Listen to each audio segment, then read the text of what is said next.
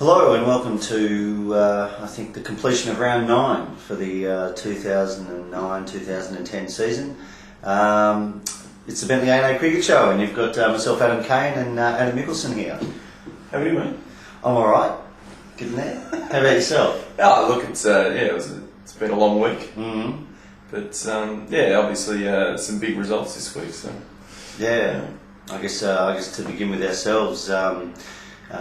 Our first 11, Bentley A&A, lost to Brighton Union. They made 6 for 269 in the first week, and A&A finished up 214, just over 50 runs short. So I guess another loss, unfortunately, but definitely some positive signs, particularly with the batting, compared to the last couple of games prior. Yeah, but I thought we did really well the week before. I think Brighton were 1 for 113 at tee. And really, they had the launching pad to really set a big total of 300 plus. But to our guys' credit, we kept them to 269, which on Hurlingham really we thought we could run that down, and unfortunately we couldn't. But again, the bowlers did really well. So from that aspect, we were very pleased with where we were positioned after week 1. We lost, in week 2 with the batting. We were well positioned in certain times. I think we were 3 for 130 or something like that, just after tea. Setting up the launching pad to go for an all-out attack. But as mentioned, just losing the wickets at crucial stages, and I think we finished all out with about 5 or 6 overs to go.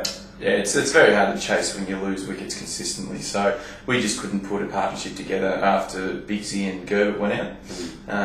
There was a stage there when I think it was Biggsy and Brad Dolman looked like they were starting to get some sort of partnership together. But to Brighton's credit, they got Biggsy out, who batted really well for his 40, and from there on we just couldn't get a partnership. So I think we left 7 overs. I think we had to go when we were bowled out. So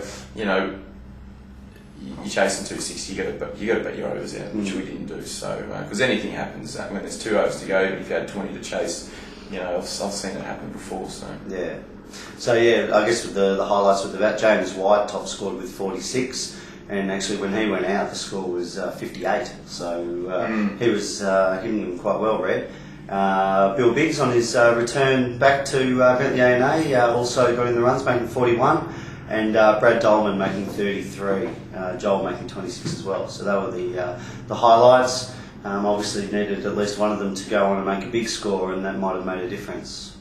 But anyway, on a more positive note, the second 11 have got their slim finals hopes still alive after defeating Brighton Union. I think dismissing Brighton Union for 234 in the first week, with the best of the bowlers being Stewie Craven, who's been bowling really well. He's taken 20 wickets in Wilno this year. He took 5 for 51. And young Manoj Bateo also, with his offies, took 3 for 51. And dismissing a reasonably strong side in Brighton Union in their Wilno team. We were in a bit of trouble. I think we were 5 for just over 100 or thereabouts, 5 for 130 or something, chasing 234. And then Suey Campbell, after rejuvenating his season after the 2020 weekend, he is back in the runs, Stewie. He finished 84 not out, along with skipper Tim Caddison, who also got in the runs. He made 55 not out, so that's a great knock from Tim's perspective as well. After being 5 for 120 made the runs 5 wickets down. King George is like this time of year. You're never out of the game if you've got 100 runs to get and you're 5 down in our ground. It's very quick. So I think they would have been confident, especially with Tim Caddison and Campbell in there, because they hit a lot of boundaries and obviously they did the job for them. So a good win against a good team. So it's good for the club. It is. The Thirds also won, and they're well entrenched in the finals. They're in second spot. I think they were all out for 224 or thereabouts, with Ben Tiddy top scoring with 59.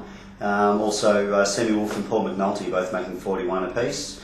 And that was enough. Basically, they rolled East Bentley Central, our neighbours, all out 134, so roughly about 190 run win for A&A. And in the fourth 11, trying to recall, it was a pretty dark day actually. I think we were all out for 116 or something like that after being, I think, 3 for 80. Best of the batsmen was Brodie Lawford, who made 33, opening the batting. And in the second week, I think they made, I don't know, 200 or 250 or something like that. They threw us into bat. We had about 20 overs to face, and we just survived and made 1 for 40 or something like that. Again, I think Brodie making 20 runs or something like that. So there you go. That was the fourth. And in the fifth, they played on Little Hurley next door to us, and batted quite well in the first week, making 246, I think it was. A lot of blokes got starts. McDonough made 38. Lucky made 43. Pat Gatto, I think, made 40. They were the key run makers, but unfortunately, Brighton Union's fourth 11, who we were playing against, has a pretty strong lineup. I think they've got the McDonough family or something like that, or some family who. I don't know. One of them is quite a very good player, but to play with his family, he's playing in the lower grades. So anyway, they passed us 5 or 6 wickets down. And also Paul Knight made 38. Paul Knight's having a good year in the fifths. But yeah, that was it. The 6 had a walkover. The sevenths lost, unfortunately. After 34 overs, Omega batted first after losing the toss at King George, which is a remarkable decision from fill-in skipper Big Grant Jurek. He just wanted to bowl first, did he? I don't know. He thought that the weather. So if you field later in the afternoon, you'll be so tired or something like that. So he thought for some reason it'd be good to field earlier in the day. That's why fast bowlers shouldn't be captain. That's true. That's true. And as it turned out, when A&A were batting, the weather was nice and cool. So well done, Grant. But anyway, yeah, they made 270 off their 34 overs.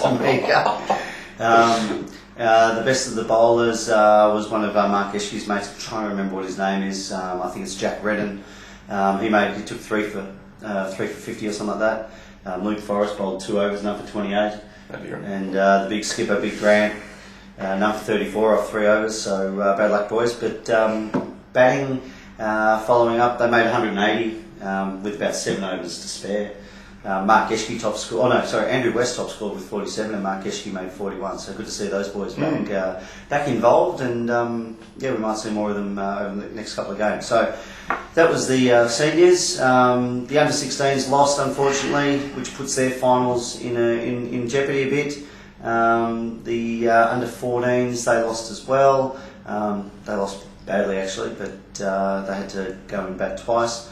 And the under 12s, I think, won, which is good.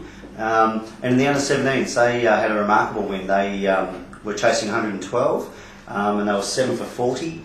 But then got over the line, still 7 wickets down, with Ben Tiddy again making runs. He made 52, and I think it was Sean Jackson who made 41 as well. 41 not out. They fine spin? I think they need a couple of decisions to go their way. It's very slim. It's unlikely, to be honest, but there is a mathematical possibility for whatever it may be worth. But that's A&A for round 9.